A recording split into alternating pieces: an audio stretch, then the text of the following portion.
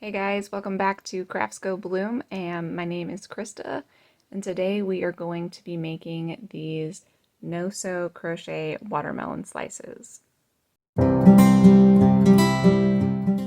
Let's go over our supply list for today. We got a pair of scissors, a 6.5mm K crochet hook, safety eyes in a 9mm and their backs, a tapestry needle, a scrap piece of black worsted weight yarn. This is a Bernat blanket yarn, a bulky 6 yarn in crimson.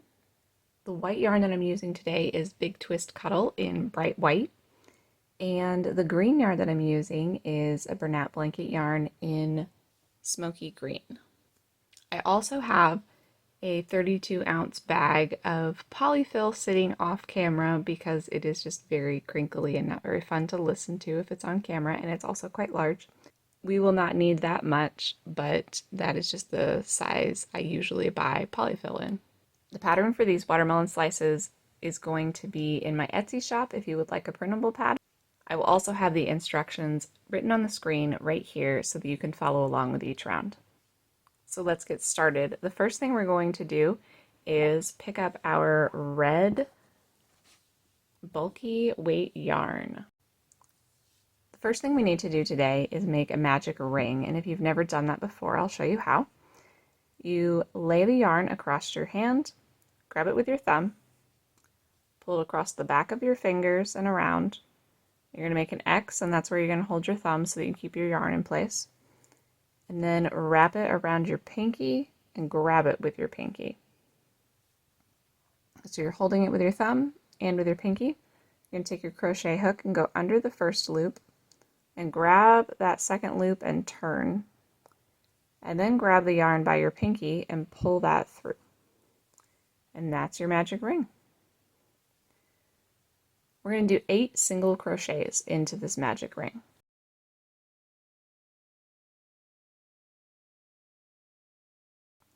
When you finish your 8 single crochets, go ahead and take your hook out, grab this tail in one hand and the stitches in the other, and give it a pull until this tightens. And now we have our circular shape that we're going to start with.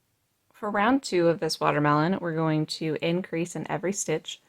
So we're just going to do 2 single crochets in each stitch around for a total of 16 stitches at the end of round 2. So go ahead and do that, and I'll meet you when I'm done. We're finished with round 2, and now we're going to move on to round 3. We need to do an increase in the first stitch and then 1 single crochet after that. And for an increase, we're going to do 2 single crochets in the same stitch, just like last time. And then the next stitch will just be 1 single crochet. So now we have 3 stitches, and then we will do 4, 5, 6, and repeat that pattern. Increase 1 single crochet all the way around until you have 24 stitches. Now that I'm done with round 3, we're going to move on to round 4. And for round 4, we're going to increase and then do 2 single crochets. So we've got 1, 2, 3, 4,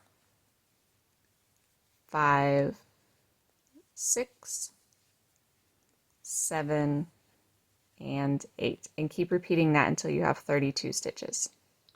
I've got my 32 stitches from round 4 complete. Round 5, we're going to increase and then do 3 single crochets. So 1, 2 in the first stitch, and then 3, 4, and 5. 6, 7 goes together, and then 8, 9, and 10. Now, at any point that you would like to use a stitch marker, go ahead and do that. I just don't prefer them as long as no one is around to interrupt my counting. So I'm going to keep going until we have 40 stitches, and then I'll meet you back here for the next round. Once you're finished with round 5, we're going to back up just one tiny little bit and change our yarn to white. Now I like to leave enough of a tail when I'm switching over that this will get crocheted over for the entire round. And that just makes it even. I don't like to only crochet over bulky yarn for 3 or 4 stitches and then cut it off, because then I think you can see the difference, and so this gives it a uniform look all the way around. So we're going to crochet over both the red and the white until we get to the other end, and then we'll cut it off.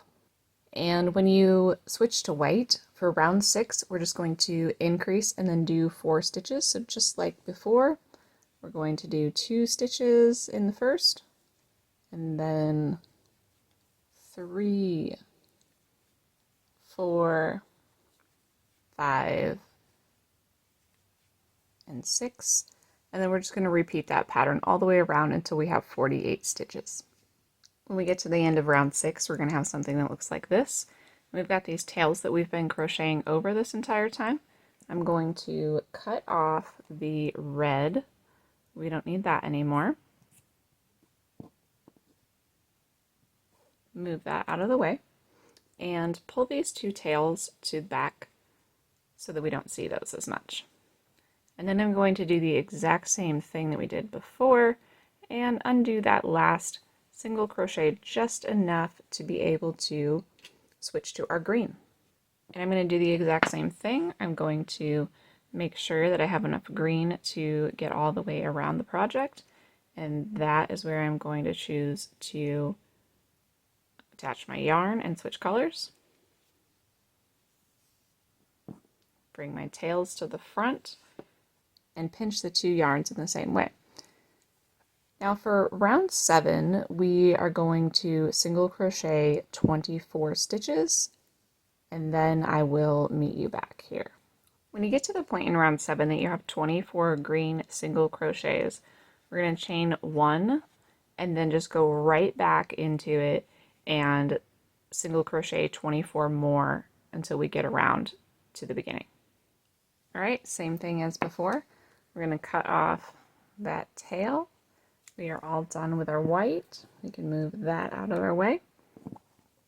And I'm just going to tuck those behind and leave them back there. Now we're going to pull out our yarn just a little bit and take out our hook so that we can put in the face and sew on the seeds. Now the reason that we had this one chain in between our 24 and 24 is because we're going to fold this in half and make our face and smile and seeds. And this will help us when we go to crochet it together. So first things first, let's get some eyes on here. These are my safety eyes. Now these are not appropriate for any children who are still putting toys in their mouth and still young enough to be chewing on things. These could come off and are a choking hazard. I'm placing my eyes between rounds, let's see, we've got 1, 2, 3, 4, and 5. So I'm placing them between rounds 4 and 5. You hold this eye where you want it, put your back on, and snap that down. We'll do this on the other side too. Hold that eye in place, add our backing, and snap that down. So the next thing we need to do is sew on our smile and our seeds. And I have a piece of black worsted weight yarn that I'm going to use for that. That is probably about twice as long as I need it to be. So I'm going to cut this in half. Going to thread our tapestry needle, and the first thing I like to do is the smile. I want to make sure that I can get that in the exact place that I want it, keeping in mind the entire time that it is going to be folded over at the end, so you want to keep your smile in view. Or I know we have a lot of like grumpy, popular grumpy amigurumis out there right now, so you could even do a grumpy face if you want. I'm going to keep him happy because I think this is a happy, summery watermelon slice. I have my smile. Next, I'm going to sew on the seeds. Now on the back side of my smile, I still have this loose end, so I'm never pulling so tight that I'm going to yank all of this yarn out. but I think we can unfold it and work on putting some seeds in. And by that, I just mean going around and sewing different stitches in different directions that are not very big. These are all going to be smaller than the smile itself so that they don't get confused for one another. I like to start with my smile and then start one direction with the seeds and go around in a circle, because when I flip my project over, now my two ends are closer to each other. And I'm going to tie these in a knot. I'm not going to pull hard enough to distort what I've done on the front, but I am going to get it snug, loose but snug against the red fabric that we've created for the first knot. That second knot, though, we're going to pull very tight.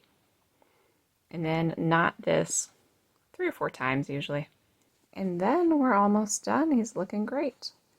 So next thing we're going to do is take all of the ends that we have cut and we're going to stick those inside like a watermelon taco and fold this in half.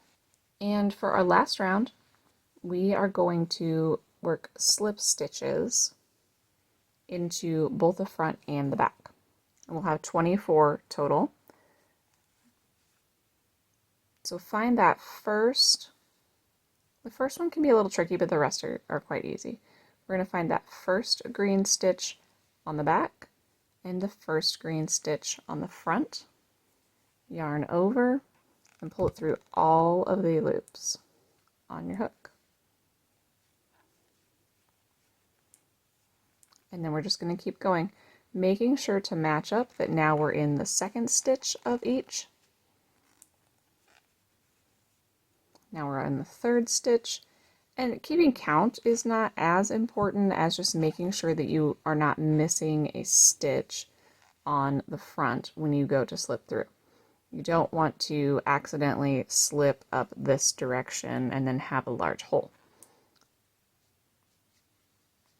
So always checking that you are going into the next stitch, not missing any.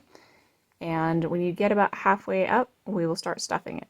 Once you've done your slip stitches from the fold to about halfway, I'm going to pull out the hook, turn it around so we can see what the face is looking like, and start adding our polyfill.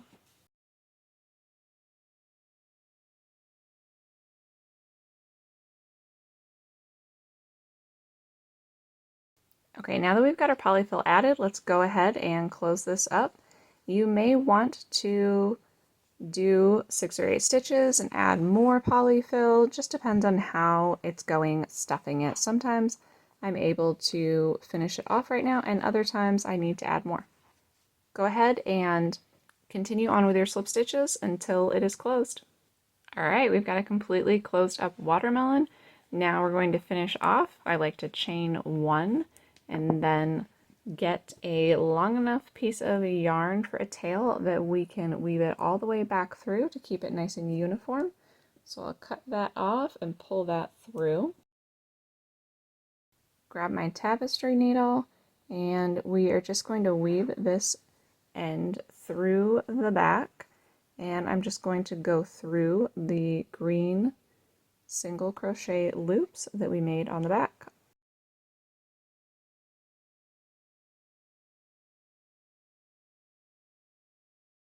And guys, it is just that simple to finish up this watermelon amigurumi. I love this project. It's a quick and easy one, great for summertime. I think this is going to be a great addition to summer markets. Have some fun amigurumis hanging around. I hope that you enjoyed this video, and I would really appreciate it if you would hit the like button, share this video on social media, and consider subscribing. Don't forget, if you want the printed pattern, you can buy that on my Etsy shop and have a PDF. And if you want to hang out more, I'm always over on Instagram. Thank you for hanging out today. I'll see you in the next one.